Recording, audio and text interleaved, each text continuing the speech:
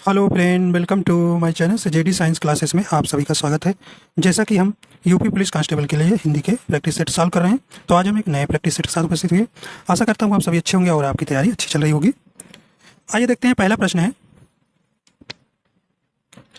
करें कि निर्देश आपको प्रश्न संख्या 39 से लेकर यहाँ पे 41 तक करना है। 41 निम्नलिखित शब्दों में से आपको विलोम शब्द का चयन करना है, तो आपको इसमें विलोम बताना है। ठीक है, विलोम बतलाना है। चलिए 39 नंबर प्रश्न कह रहे हैं कि आवानी, आवानी का शब्द का आपको क्या बताना है? विलोम शब्द ही बताना है। बताइए भाई। तो आवानी, आवानी का सही करें कि अंबर होगा, तारे होगा, समुद्र होगा या पर्वत होगा। तो आवानी माने धरती या पृथ्वी। ठीक है, चलिए बताइए। तो क्या हो जाएगा? ऑप्शन नंबर इसका ए नंबर हो जाएगा, अंबर। तो आवानी का विलोम क्या हो जाएगा? अंबर मतलब आकाश। तो अमन माने धरती या पृथ्वी। ठीक है, तो ए नंबर आपका इसका सही हो जाएगा। आइए देखते हैं अगला प्रश्न। 40 नंबर कहने कि उत्थान, उत्थान को आपको क्या बताना है? विलोम शब्द बताना है। बताइए, कहने कि प्रस्थान होगा, पतन होगा, विस्थापन होगा या अनुस्थान होगा। सही ऑप्शन कौन सा हो जाएगा? तो उत्थान का विलोम क्या हो जाएगा भाई? तो ऑप्शन नंबर इसका कौन सा हो जाएगा? बी नंबर सही हो जाएगा, पतन। ठीक है, आइए अगला देखते हैं। इसमें भी आपको अलगाव का क्या बताना है? विलोम शब्द बताना है। करें कि अलगाव का बिलगाव, लगाव, अनलगाव या स्वार्थ। तो क्या आंसर हो जाएगा? तो 41 नंबर प्रश्न का अलगाव को क्या हो जाएगा? लगाव। ठीक, तो ऑप्शन नंबर बी नंबर इसका सही हो जाएगा। आइए अगला देखते हैं। अब यहाँ आपको बताना है शुद्ध वर्तनी वाला शब्द बताना है। बताइए भी। तो शुद्ध वर्तनी का शब्द कौन सा है? आपको ज्योत्सना का शुद्ध वर्तनी वाला शब्द कौन सा इसमें होगा? कौन सा होगा? तो ऑप्शन नंबर आपका सी नंबर सही हो जाएगा, ज्योत्सना। ठीक है, शुद्ध वर्तनी वाला ऑप्शन नंबर सी सही हो जाएगा। अगला प्रश्न है, आइए देखते हैं अगला प्रश्न। कह रहे कि हिंदी वर्णमाला के अंतिम पंचमा अक्षरों का उच्चारण स्थान क्या है? चलिए बताइए भी, सही ऑप्शन कौन सा हो जाएगा? तो करें अनुनासिक, कंठ, तालव्य, मूर्धन्य। तो बताइए भाई, सही ऑप्शन कौन सा हो जाएगा? तो सही ऑप्शन हो जाएगा ऑप्शन नंबर ए हो जाएगा, अनुनासिक कहते हैं। ठीक है, तो हिंदी वर्णमाला के अंतिम पंचमा अक्षरों का उच्चारण स्थान क्या कहलाता है? अनुनासिक कहलाता है। तो आपके अनुनासिक कितने? 5। ठीक है, जैसे अंगा, देखिए आखिरी वर्णों के जो 25 आपके व्यंजन हैं, जिन्हें आप स्पर्श व्यंजन कहते हैं, उनके जो आखिरी के जैसे का, खा, ग, अंगा लास्ट में आया, और आपका कौन आता है? इया। इया हो गया, अड़ा हो गया, ना हो गया और ये माँ हो गया। ये पांचों शब्द क्या कहलाते हैं? अनुनासिक कहलाते हैं। ठीक है, आगे देखते हैं भी। तो और देखिए,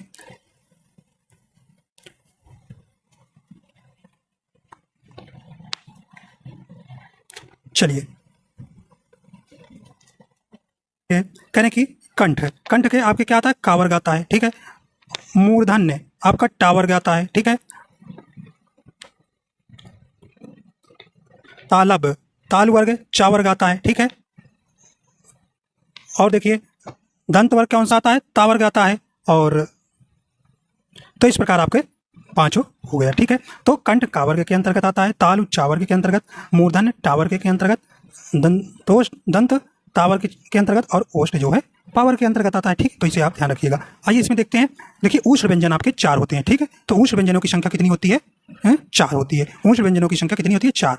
स, ख, स और हा। ठीक है, और स्पर्श व्यंजन, तो स्पर्श व्यंजनों की संख्या तो आपकी 25 होती है। ठीक, अंतास व्यंजन कितने होते हैं? 4 ही होते हैं। या, र, ला और कौन? वा। ठीक है, तो ये आपके कौन से? या, र, ला, वा जो अंतास्त व्यंजन के अंतर्गत आते हैं। ठीक है, आइए आगे चलते हैं। अगला प्रश्न है, कह रहे कि कम बोलने वाला के लिए एक शब्द होगा। बताइए, कम बोलने वाला के लिए एक शब्द क्या है? कह रहे कि मितभाषी है, वाचाल है, चपल है, मूर्ख है। बताइए सही ऑप्शन कौन सा हो जाएगा? तो ऑप्शन नंबर इसका ए नंबर हो जाएगा, मितभाषी। तो कम बोलने वाला के लिए एक शब्द क्या होता है? मितभाषी। आइए देखते हैं अगला प्रश्न। अब यहाँ आपको निर्देश है प्रश्न संख्या 45 से 47 तक निम्नलिखित शब्दों में से आपको तत्सम शब्द का चयन करना है। तत्सम शब्द का चयन करना है। चलिए भाई 45 नंबर करें कि इसमें कौन सा अंश ये तत्सम है कि ये बताइए। तो अंश का आपका तत्सम इसमें कौन सा शब्द है? तो कौन सा हो जाएगा भाई? 45 का। तो ऑप्शन नंबर इसका कौन सा हो जाएगा? बी नंबर सही हो जाएगा। अंश ये जो है आपका तत्सम शब्द है। तो तत्सम शब्द वे होते हैं जो संस्कृत से सीधे हिंदी में ले लिए गए ज्यों का त्यों प्रयोग की होते हैं। ठीक, उन्हीं को तत्सम शब्द कहते हैं। आइए अगला देखते हैं। आइए करें कि अच्छी आँख, अच्छी या अच, तो इसमें कौन सा आपका तत्सम है? तो आपका ऑप्शन नंबर ए जो है आपका अच जो है तत्सम शब्द हो जाएगा। किसका है? आँख का। आँख का तत्सम अच ही हो जाएगा। तो ऑप्शन नंबर ए सही हो जाएगा। आइए अगला देखते हैं। 47 नंबर में भी आपको पहचानना है इसमें कौन सा तत्सम शब्द है। देखिए, तो आपका ऑप्शन नंबर इसमें बी नंबर निम्बूक जो है आपका क्या है? तत्सम शब्द हो जाएगा। आइए अगला देखते हैं। इनमें से कौन सा गुणवाचक विशेषण से संबंधित वाक्य नहीं है, इसमें आपको बताना है कौन सा सही हो जाएगा। ठीक, कहने कि वह गधा वह गधा भागा जा रहा है, या रवि, देखिए उदंड, उदंड आपका विशेषण है, तो ये नहीं वाला हमको बताना है। मृदुला आपका क्या है? विशेषण है, तो इसमें विशेषण यूज हुआ है, नहीं वाला बताना है। अगला है कि जुगेंद्र पंजाबी गीत गाता है। देखिए पंजाबी आपकी विशेषता है, ठीक है, तो इस प्रकार आपका इसमें भी है, तो आपका ए नंबर सही हो जाएगा। वह गधा भागा जा रहा है, इसमें भी आपका गुणवाचक विशेषण संबंधित वाक्य नहीं है, ठीक है, तो ए नंबर आपका सही हो जाएगा। अगला देखते हैं। कहने कि सुंदर विशेषण का सही स्त्रीलिंग आपको रूप बताना है। चलिए, कहने कि सुंदरा होगा, सुंदरी होगा, देखिए गलत लिखा है, सुंदरी या सुनंदरा होगा। चलिए, सही ऑप्शन हो जाएगा, ऑप्शन नंबर सी हो जाएगा, सुंदरी होगा। सुंदर विशेषण का सही स्त्रीलिंग रूप क्या होगा? सुंदरी, ठीक है, तो इस प्रकार आपका सी नंबर सही हो जाएगा। आइए अगला देखते हैं। अगला कह रहे हैं कि लजीज के लिए कौन सा वाक्य उपयुक्त है। तो भाई लजीज माने क्या होता है? स्वादिष्ट। क्या होता है? स्वादिष्ट। चलिए अब बताइए। स्वादिष्ट। चलिए, महेश ने लजीज मकान बनाया, मतलब महेश जो है स्वादिष्ट मकान बनाया, नहीं, गलत, उपयुक्त नहीं है। राधा दिखने में बहुत लजीज है, कह रहे कि राजा बहुत दिखने में बहुत क्या है? स्वादिष्ट है, नहीं। मंजीत ने लजीज कार्रवाई की, क्या मंजीत ने क्या किया? एक स्वादिष्ट कार्रवाई की, सही नहीं बैठ रहा है, ठीक है। चलिए, कहने कि धनंजय लजीज व्यंजन बनाने में माहिर है, ठीक, तो ये आपका सही हो जाएगा, डी नंबर आपका सही हो जाएगा, ठीक है। चलिए आगे चलते हैं। अगला प्रश्न है,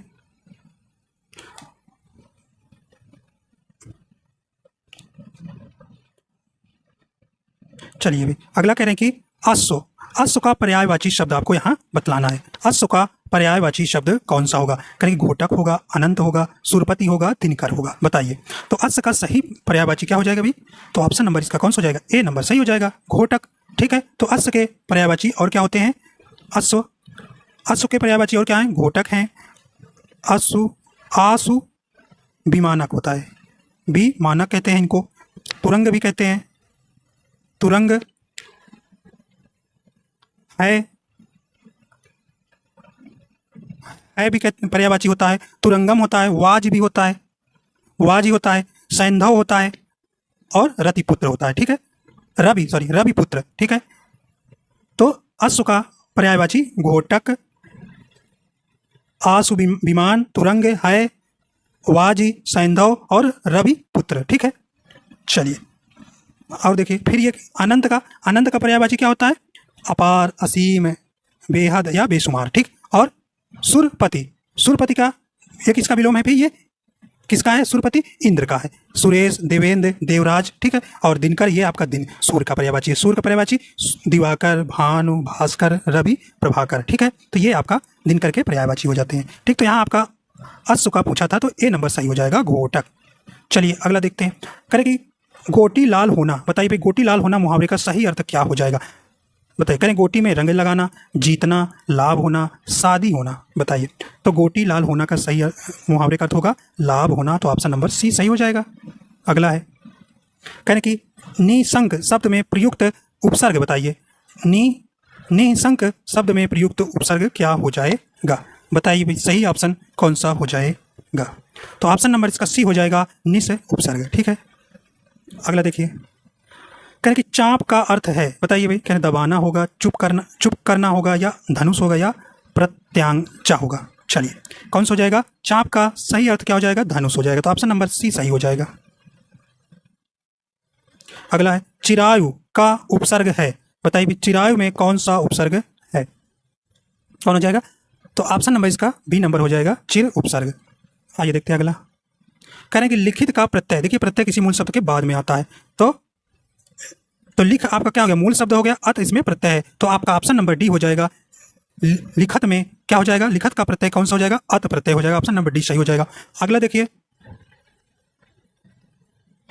चलिए पवित्र का संधि विच्छेद हो जाएगा। चलिए भाई, पोधन इत्र होगा, पौधन इत्र होगा, या पौधन इत्र होगा, या पाधन इत्र होगा। सही ऑप्शन कौन सा हो जाएगा? तो पवित्र का सही संधि विच्छेद ऑप्शन नंबर ए हो जाएगा, पोधन इत्र। ठीक है, तो इसमें अयादि संधि है। ठीक है, अयादि संधि है। अगला देखते हैं,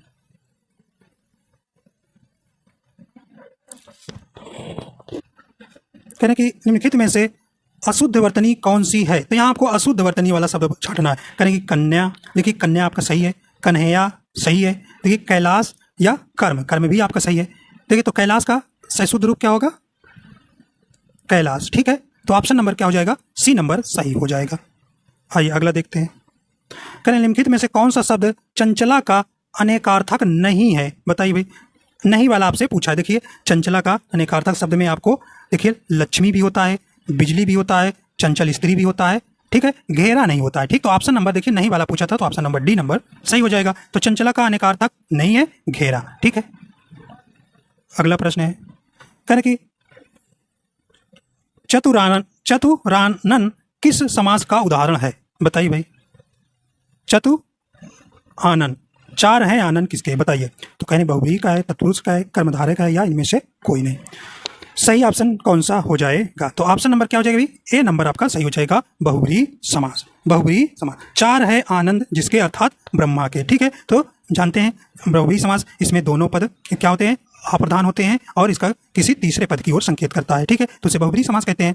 तत्पुरुष समास में उत्तर पद प्रधान होता है और अंतिम पद गौण होता है, और इसमें जो है विभक्ति का लोप हो जाता है। ठीक है, कर्मधारय में पहला पद क्या होता है, विशेषण होता है, अंतिम पद विशेष होता है। ठीक है, या संज्ञा होती है। ठीक है, तो उसे कर्मधारय कहते हैं। तो आपका ए नंबर यहाँ सही हो जाएगा।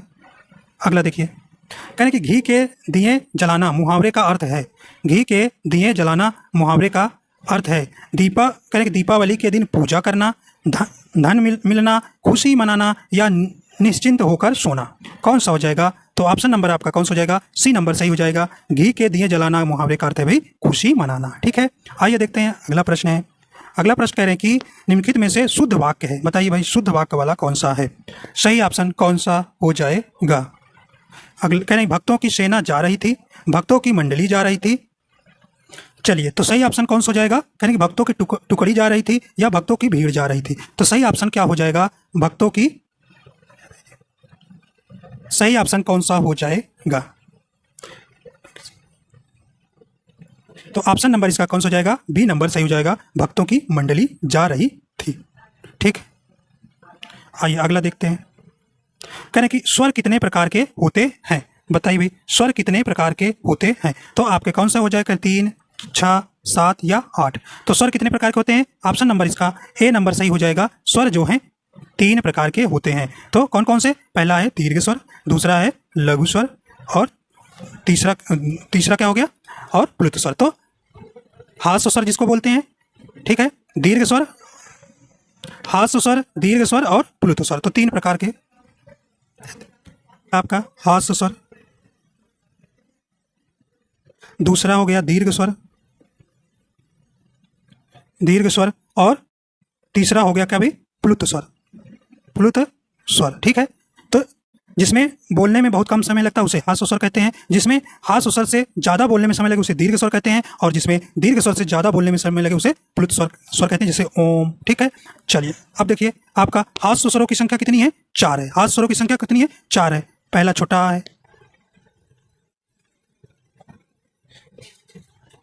चलिए छोटा, छोटी, छोटाऊ और री। तो ये पूछेगा कि हास्य स्वर कितने हैं, तो आपको बतलाना है 4। और फिर दीर्घ स्वर कितने हैं, आपके 7 हैं। दीर्घ स्वर कितने होते हैं, 7। बड़ा हो गया, बड़ा, बड़ी, बड़ाऊ, ए, ओ और औ। ठीक है, ठीक, तो ये आपके कितने हो गए, 7। कुल मिलाकर स्वरों की संख्या कितनी होगी, 11। ठीक है, तो 4 आपका हास्य स्वर और 7 जो है दीर्घ स्वर होते हैं।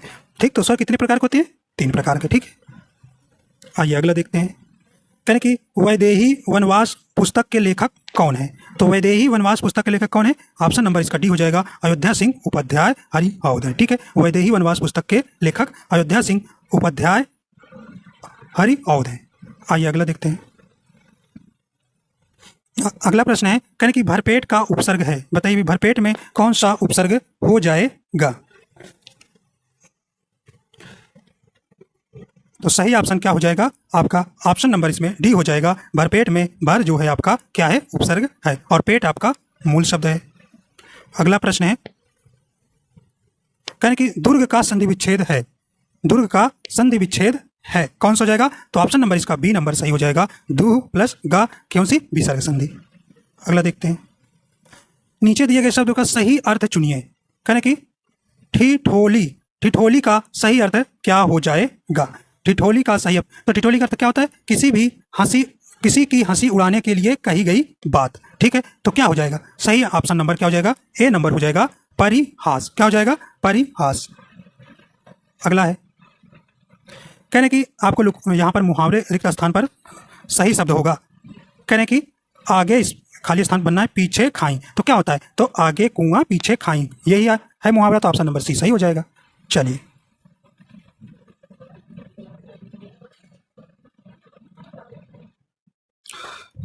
अगला प्रश्न है, कहने कि दोहा और सोराठा किस प्रकार के छंद हैं।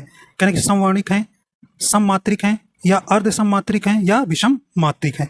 तो दोहा और सोराठा जो है किस प्रकार के छंद है, तो ये ऑप्शन नंबर इसका सी हो जाएगा, अर्ध सममात्रिक छंद है। अब अर्ध सममात्रिक छंद है, तो दोहा के 4 चरण होते हैं। प्रथम और तृतीय चरण में 13-13 मात्राएं होती हैं, और द्वितीय और चतुर्थ में आपकी 11-11 मात्राएं होती हैं। और दोहा जो है सोराठा का क्या होता है, उल्टा होता है, ठीक है। क्या होता है, उल्टा होता है। तो इस प्रकार आपका ऑप्शन नंबर सी नंबर सही हो जाएगा। आइए देखते हैं अगला, कहने कि काली घटा का घमंड घटा पंक्ति में कौन सा अलंकार है। काली घटा का घमंड घटा, देखिए एक घटा का मतलब कम होना, और एक काली घटा का मतलब ऊपर छाने वाली घटा, ठीक है। तो इस प्रकार देखिए अलग अलग शब्द, एक ही शब्द 2 बार प्रयोग हुआ है, और उनका अर्थ जो है अलग अलग होने के कारण कौन सा अलंकार हो जाएगा यहाँ आपका ऑप्शन नंबर बी हो जाएगा, यमक अलंकार। तो काली घटा का घमंड घटा में कौन सा अलंकार है, यमक अलंकार हो जाएगा। तो आपका बी नंबर यहाँ ऑप्शन सही हो जाएगा। अब देखिए यहाँ पे आपको क्या है, ये आपको 71 से 75 तक आपको क्या करना है, इसी गद्यांश को पढ़कर प्रश्नों का उत्तर देना है, ठीक है। तो इसे आइए देखते हैं इसको। कहने कि ध्यानपूर्वक पढ़ते हुए प्रश्नों को उत्तर दीजिए। कहने कि चुनाव पूर्व सर्वेक्षण एवं एग्जिट पोल का लोकतंत्र में क्या महत्व है। यह प्रश्न विचारणीय है। लोकतंत्र रूपी वृक्ष जनता द्वारा रोपा और सींचा जाता है। रोपा जा मतलब लगाया जाता है। इसके पल्लव एवं पुष्पन में मीडिया की विशेष भूमिका होती है। आइए आगे देखते हैं।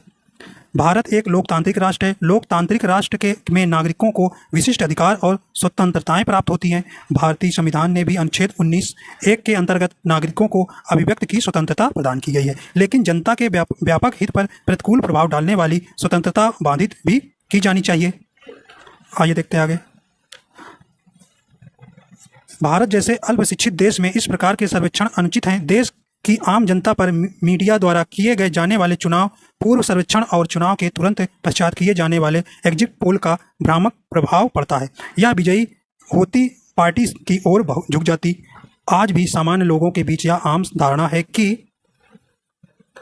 कि हम अपनी वोट खराब नहीं करेंगे, जीतते प्रत्याशी को ही वोट देंगे। आगे करें कि वर्तमान में बाजारवाद अपने उत्कर्ष पर है और मीडिया इसके दुष्प्रभाव से अनछुआ नहीं है। यह कहना अतिशयोक्ति न होगी कि आज मीडिया भी अधिक संख्या में प्रसार और धन पाने को बुभुक्षित है। मीडिया सत्ताधारी और मजबूत राजनीतिक दलों के प्रभाव में भी रहता है। ये दल धन के बल पर लोक रुझान को अपने पक्ष में दिखाने में सफल हो जाते हैं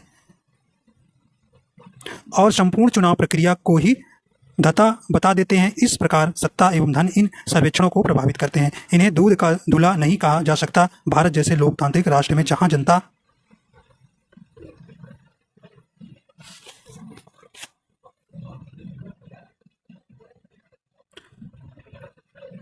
जनता निर्वाचन प्रक्रिया के माध्यम से अपना मत अभिव्यक्त करती है, वहां उन सर्वेक्षणों के औचित्य अनौचित्य का विचार किया जाना चाहिए। न्यायालय को यदि संविधान के अनुसार चलने की बाध्यता है तो संसद को संविधान में संशोधन करने की शक्ति प्राप्त है। वह अपने अधिकारों का प्रयोग करके सार्थक प्रयास कर सकती है। आइए देखते हैं प्रश्न इसका।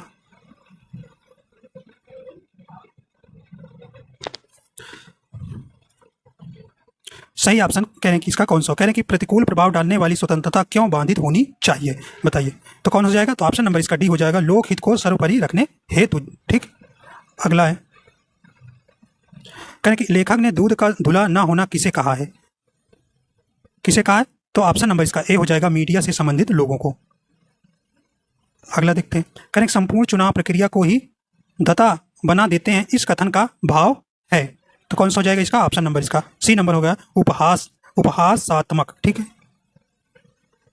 अगला है, कह रहे हैं कि गद्यांश से निष्कर्ष निकलता है कि, गद्यांश से क्या निकल, तो ऑप्शन नंबर इसका सी हो जाएगा, चुनाव पूर्व सर्वेक्षण एवं एग्जिट पोल प्रतिबंधित हो। अगला है, कह रहे हैं कि उपरोक्त गद्यांश का उपयुक्त शीर्षक बताइए, तो इसका उपयुक्त शीर्षक क्या है, कौन सा हो जाएगा, तो ऑप्शन नंबर बी हो जाएगा, चुनाव पूर्व सर्वेक्षण एवं एग्जिट पोल इसका उपयुक्त शीर्षक होगा। तो ये प्रश्न थे, तो इस प्रकार आपके प्रश्न समाप्त होते हैं। आशा करता हूँ ये आपको पसंद आया है, अगर पसंद आया तो हमारे चैनल पर नए हैं तो चैनल को सब्सक्राइब कर लीजिएगा और शेयर एंड लाइक कर दीजिएगा। वीडियो देखने के लिए आपका बहुत बहुत धन्यवाद।